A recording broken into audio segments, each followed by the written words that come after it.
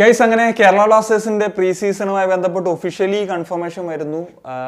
July 3 മുതൽ 22 വരെ തായ്ലൻഡിൽ ആണ് ഒരു പ്രീ സീസൺ വരുന്നത്. അതിൻ്റെ ഏറ്റവും വലിയ പ്രത്യേകത എന്ന് വെച്ച് കഴിഞ്ഞാൽ സാധാരണഗതിയിൽ നമ്മൾ ഇന്ത്യയിൽ വെച്ചിട്ടാണല്ലോ പ്രീ സീസൺ ആരംഭിക്കുക. അതിന് ശേഷമായിരിക്കും വിദേശത്തേക്ക് എന്തെങ്കിലും പോകുന്നുണ്ടെങ്കിൽ പോവുക. പക്ഷേ ഇത്തവണ തായ്ലൻഡിൽ തന്നെ ആരംഭിക്കും എന്നുള്ള കാര്യങ്ങളാണ് വരുന്നത്. ഞാൻ കഴിഞ്ഞ ദിവസം പ്രീ സീസണുമായിട്ട് ബന്ധപ്പെട്ടുള്ള ഒരു വീഡിയോ പറഞ്ഞിരുന്നു. സാധാരണഗതിയിൽ ഒരു ഓഫ് സീസണും കഴിഞ്ഞൊക്കെ ഒരു ആദ്യത്തെ ഒരാഴ്ചയൊക്കെ ഒരു എന്താ പറയുക ഫിറ്റ്നസ് റീഗെയിനിങ്, കാരണം ഓഫ് സീസൺ കഴിഞ്ഞ് വരുന്നതുകൊണ്ട് തന്നെ ഫിറ്റ്നസ് റീഗെയിനിങ് ആണ് ഇമ്പോർട്ടൻസ് കൊടുക്കുക എന്നുള്ളത്.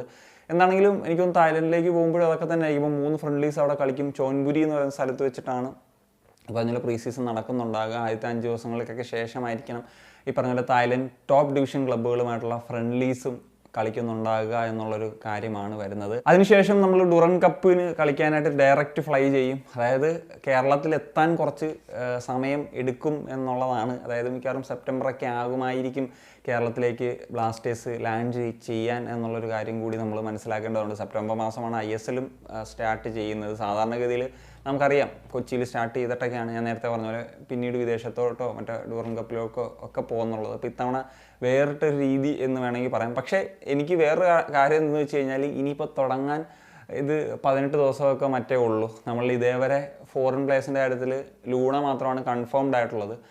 അതുപോലെ നോവയുടെ കാര്യം നമുക്കറിയാം ഏതാണ്ട് നടക്കും. ഇനി അനൗൺസ്മെൻറ്റിന് വെയിറ്റ് ചെയ്യാണ്. പക്ഷേ മറ്റ് വിദേശ താരങ്ങൾ ആയിരിക്കും. ഇപ്പോൾ മിലോസിൻ്റെ കാര്യത്തിലും പെപ്രയുടെ കാര്യത്തിലും ഒന്നും ഊഹാപോഹങ്ങൾ മാത്രമാണ് നിലവിൽ ഇപ്പോഴും എയറിലുള്ളത്. അതുപോലെ ഇന്ത്യൻ താരങ്ങൾ ആരൊക്കെയാണെന്നുള്ളത് ഇനിയും നമുക്ക് പലരുടെയും കാര്യത്തിൽ അറിയേണ്ടതുണ്ട്, ഇൻകമ്മിങ്സിൻ്റെ ഒക്കെ കാര്യത്തിൽ. അപ്പം അങ്ങനത്തെ ഒരു സാഹചര്യങ്ങൾ നിൽക്കുമ്പോൾ ഇപ്പം അവിടെയാണ് വെച്ച് ജോയിൻ ചെയ്യുന്നതെങ്കിൽ ഈ വളരെ കുറഞ്ഞിട്ടുള്ളൊരു കാലയളവിൽ ഇങ്ങനെയുള്ള കാര്യങ്ങൾ നടത്തണമെന്നുള്ളൊരു ഫാക്ടർ അവിടെ ഉണ്ട്. സോ ഐ തിങ്ക് ഇനി വരാൻ പോകുന്ന പറഞ്ഞാൽ ഈ 18 ദിവസങ്ങൾ, ഈ 18 ദിവസങ്ങളിൽ പല ഓരോ വിദേശ താരങ്ങളുടെയും സൈനിങ്ങും കാര്യങ്ങളും അല്ലെങ്കിൽ ഇന്ത്യൻ സൈനിങ്സ് ഇതെല്ലാം പെട്ടെന്ന് നടക്കാനുള്ള സാധ്യതകളും നമുക്ക് അവിടെ കാണുന്നു എന്നുള്ളതാണ്. പിന്നെ കോച്ച് പറഞ്ഞിട്ടുള്ളൊരു കാര്യം, എല്ലാ ടൂർണമെൻറ്റും ഡൂറൻ കപ്പാണെങ്കിലും സൂപ്പർ കപ്പാണെങ്കിലും ഫാൻസ് ആഗ്രഹിക്കുന്ന രീതിയിലുള്ള മത്സരങ്ങൾ നമുക്ക് പ്രതീക്ഷിക്കാമെന്നുള്ളൊരു കാര്യം അദ്ദേഹം ഇന്നലെ പോയിട്ടുള്ളൊരു ലൈവിലൊക്കെ പറഞ്ഞിട്ടുണ്ടായിരുന്നു. അതിലും ഞാൻ വാക്കിലല്ല പ്രവൃത്തിയിൽ വിശ്വസിക്കാമെന്ന് വിചാരിച്ചു. ഇപ്പം ആ ഒരു ഇത് അപ്രോച്ച് ചെയ്യുന്നതായിരിക്കും കുറച്ചും കൂടി നല്ലതെന്നാണ് എനിക്ക് പേഴ്സണലി ഫീൽ ചെയ്യുന്നത്.